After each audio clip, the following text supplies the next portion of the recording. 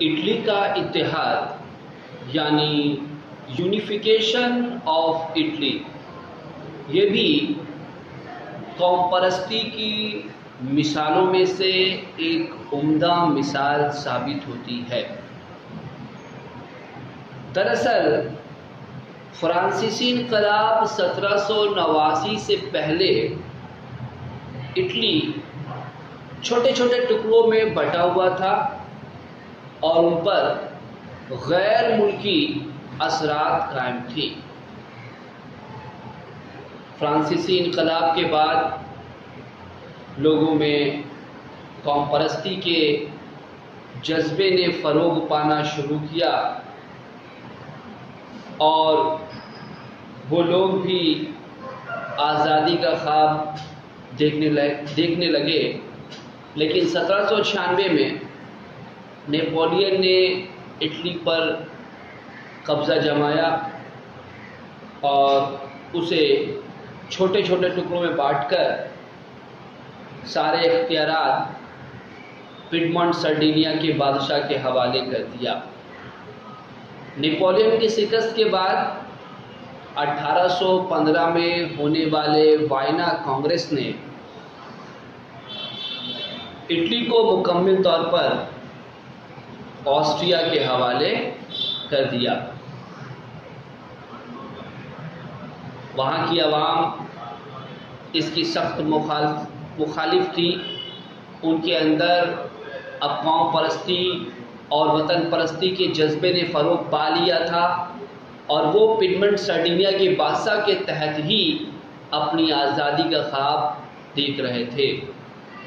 سیاستداں، مفکر، ادیبوں، شاعروں اور طلباء نے جو آزادی کی تحریک شروع کی اس کو ریسورجمنٹو کہتے ہیں۔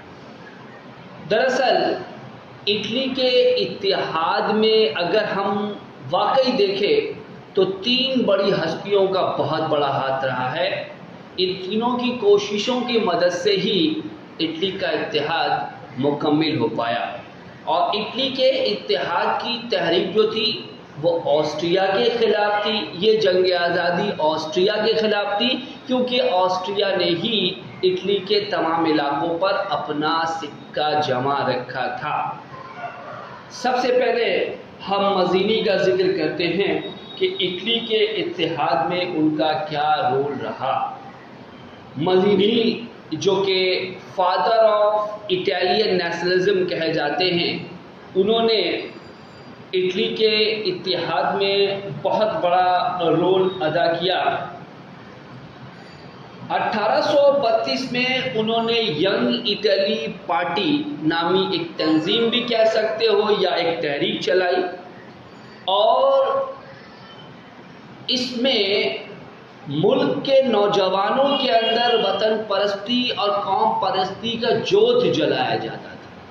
ان کے اندر وطن کی آزادی کے لیے قربانی پیش کرنے کے جذبے کو پیدا کیا جاتا تھا، ولولے کو جگایا جاتا تھا تاکہ وہ قربانی پیش کرے اور کسی طرح جنگوں کے ذریعہ، طاقت کے ذریعہ آسٹریا کے اثرات کو اٹلی سے ختم کر دے۔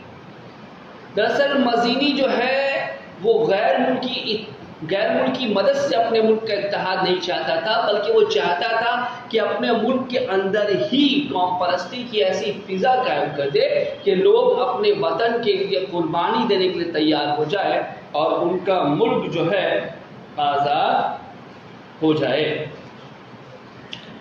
مزینی اٹلی کو آسٹریا کے شکنجے سے آزاد کرانا چاہتا تھا۔ ینگ اٹلی پارٹی نے لومبارڈی میں بغاوت کر دی اور آسٹریا کی فوج کو شکست دے دی۔ فروری انقلاب کے اثر کے روپ میں پورے اٹلی میں بغاوت شروع ہو گئی۔ مزینی کی قیادت میں پوپ کی سلطنت روم میں بھی بغاوت ہوئی اور پوپ کو بھاگنا پڑا۔ مزینی نے روم میں ریپبلکن حکومت قائم کر دی، لیکن تحریک ناکام رہی کیونکہ نیپولین سوئم نے فوج بھیج کر روم کو آزاد کرا لیا۔ مزینی کو شکست ہوئی اور وہ بھی لندن چلے گئے اور وہیں اپنی آخری سانسیں دی۔ بظاہر دیکھیں تو مزینوں کو کامیابی عملی طور پر نہیں ملی، لیکن پھر بھی اٹلی کے اتحاد کا خواب انہوں نے دکھایا۔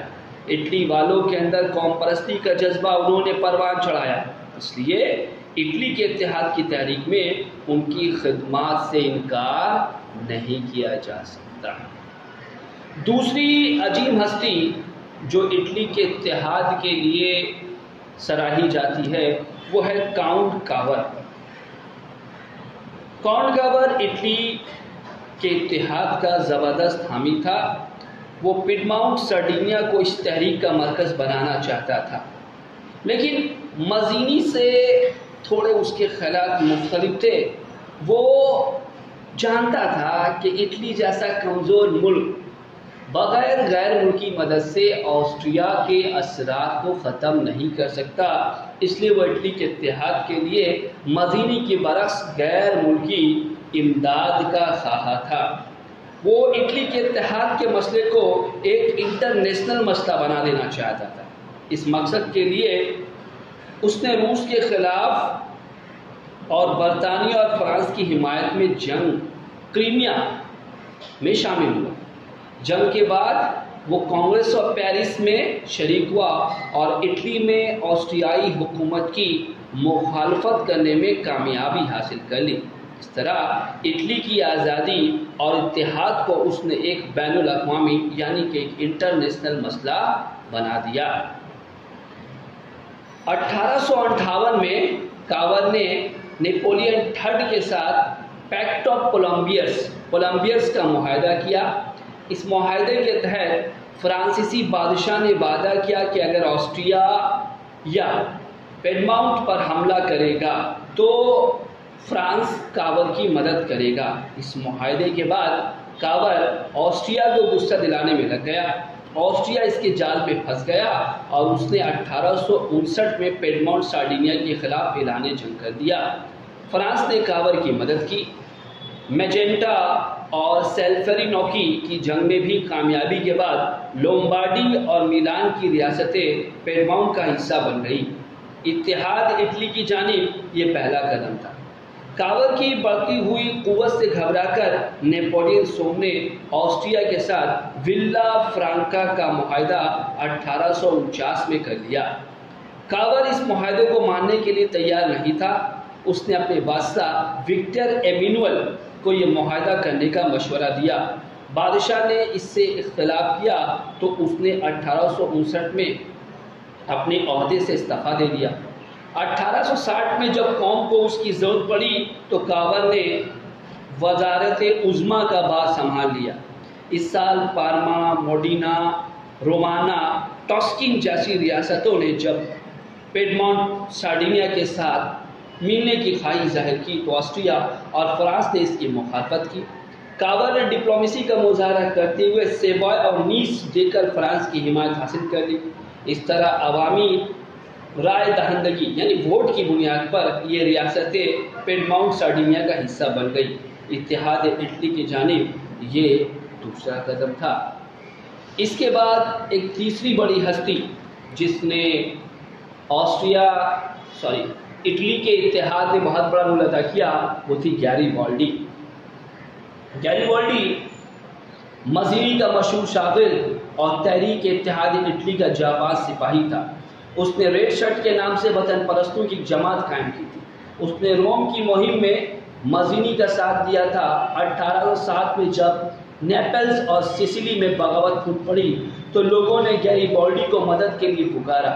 وہ اپنے 2000 ریڈ شرٹ کے سپاہی کو لے کر پہنچا اور وہاں بادشاہت ختم کر کے ریپبلک حکومت قائم کر دی۔